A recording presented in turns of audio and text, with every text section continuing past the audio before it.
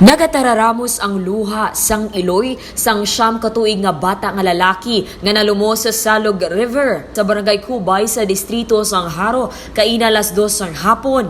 Sa interview sang Radyo Bandera Iloilo kay alias Toto, isa sa mga nakaupod sang biktima nga si John Eric Labrado sa pagpaligo sa subandag abas si Eric kay alias Charles samtang yara sa suba. Bangod sa nagadugsing ang mga ini, ginsipa ni alias Makoy si Charles kag nakabuya si Eric kag nagtupa sa tunga sang suba.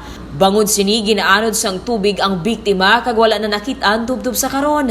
Ginsalom naman sang iban pa nga mga pumuluyo ang suba kag sa mga rescuers apang hindi pa makit-an ang biktima. Sunod naman sa katapos ang Bureau of Fire Protection, Philippine National Police kag Philippine Coast Guard nagapadayon ng ila search and rescue operation apang tuman pa kabaskog ang currents sang tubig sa suba. Ulupod na. Kaedad mo yun lang. Oo, sila na edad.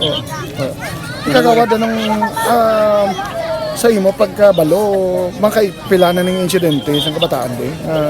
Sa dire, daw amo pa lang ni na ano nga may nalumos nga naligo. Naligo, pa siya naligat may mga nalumos. May lumos sa munati sa baha tiya. Sa baha. Balita nagikan sa patrol. Ini si kabanderang Dane Raffles nagabandera sa matutud nga serbisyo publiko kag kalingawan sa Iloilo. Radyo Bandera. Ang ining nga balita ang ginadulong sa inyo sang D3 Bio, ang ginaendorso sa mga eksperto nga kampyon nga suplemento.